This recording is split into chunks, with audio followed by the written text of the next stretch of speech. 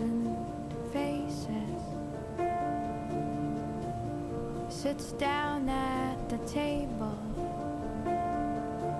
eats a small lump of sugar, and smiles at the moon like he knows her. I work the opening shift at the coffee counter union.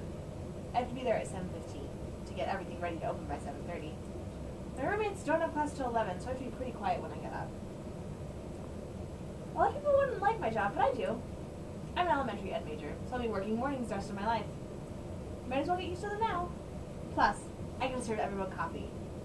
I know it sounds weird, but I find it a privilege to be a part of people's lives. I have a few regular customers who come in every day, and I'm in charge of giving them their drinks. It's like I play a part in helping them accomplish everything they have to do that day. Take Brooke, for example. She's always my first customer. Excuse me. She gets her coffee and pastry at 7:30, then sits at one of the tables and reads something while she has her breakfast. Looks nice and peaceful. Perfect start to the day. Then there's Seth. He arrives at 7:55 on the dot. He's there every day for his morning shot of caffeine before he rushes to his 8 a.m. class. He seems a pretty nice guy. I like being the one to start his morning off right. But that day was different. When I got to my counter, I realized that something was off. Something was horribly wrong, and there was nothing I could do about it.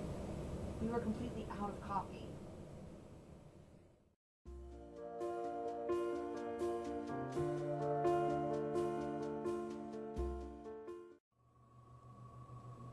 I was up until 4 o'clock, studying for this stupid chem test that I had to take the next morning. Went to bed, finally, and I woke up at 7:30. 3.5 hours of sleep. Great. So this is what I'm running on. I needed coffee. I needed coffee like it was my job.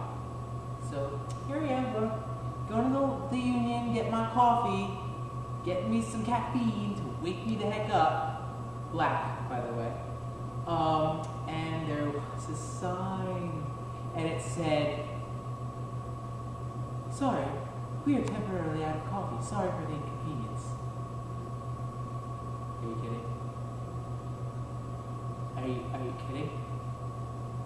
I had just gotten 3.5 hours of sleep, and I had a chem test in less than a half hour. A half hour! And they were out of coffee! Oh my God. I'm gonna cry. So, I have my day planned out, right? I always make sure I have just enough time to stop by the union for my morning coffee. That's all I do. That's all I live for. Because I didn't have time to go to Lottie or the Falcon, so I go to the union. I had an 8 a.m. class to get to, okay? Goodness gracious, like, the world was just out to get me. Anyway, got to class, minus caffeine, 3.5 hours of sleep. Dying. But, like, I know I'm ready for this chem test. Starting to take the test, right? Started to take the test, answered a few questions, thought I got them right. I fell asleep. I fell asleep during the test. I answered 5 out of 50 questions. My professor isn't going to let me take it again. I'm going to fail, and I needed to pass this semester. What am I going to do?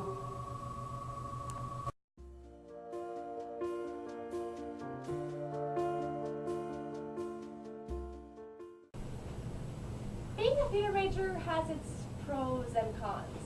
The biggest pro is that the whole department's really close, so we're kind of like a big family.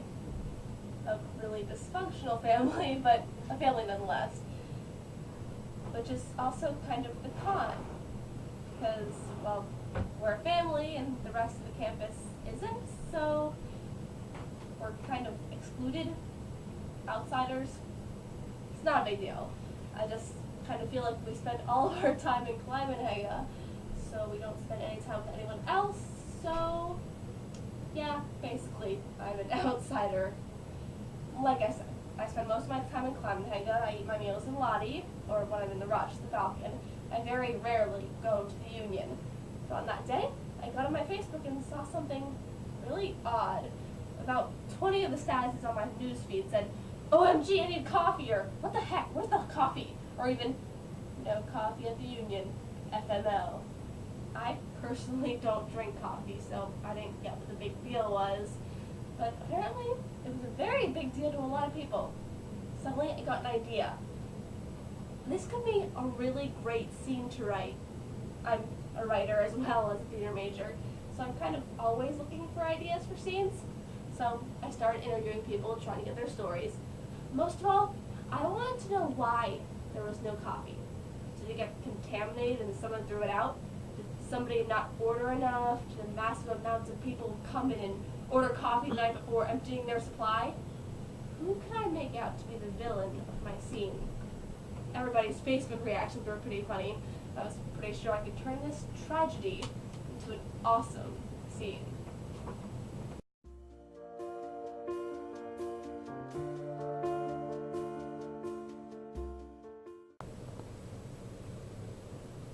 Brooke? Right, sorry. I was texting Ben. We met that day. The day with the coffee shortage? Yep. You see, I usually go to the Union at 7:30 to get coffee and a cookie or strudel or something. Then I eat it at one of the tables, reading a book. But that morning there's no coffee. At first I was upset, sure. I don't like it when my routine's broken. But then I decided to be flexible and go to the Falcon. I got my coffee and a muffin and sat down at a table. Next thing I knew, I heard a voice next to me saying, "That's a great book. I love the imagery." I looked up. There he was. Ben? Yeah, Ben. We've been dating for 6 months now. Actually, it's our 6-month anniversary today. I have to go meet him for dinner. We're going out to the Olive Garden. Wait, I'm not done. What? Do you have a theory as to why the coffee ran out? Does it matter? I need it for my scene. Look, the girl who works there does the orders. It had to be her fault. Really? Are you sure about that? Yeah. No, excuse me, I gotta go. Wait. She didn't do the order right? What kind of scene is that? I can't do a scene about... Great. All I got is a love story. There have been thousands of love stories written in plays. I don't need any more. Great. Oh well, no scene.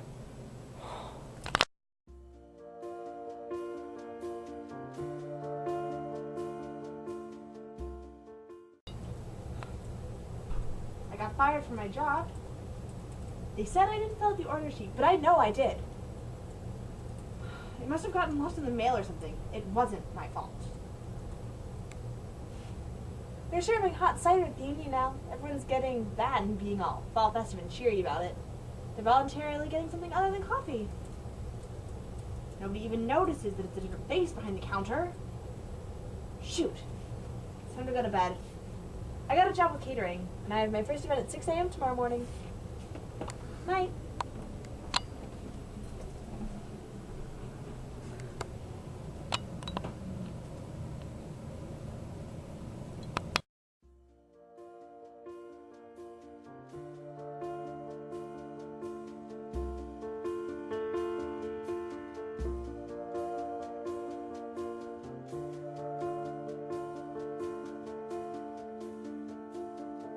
The man of 1,000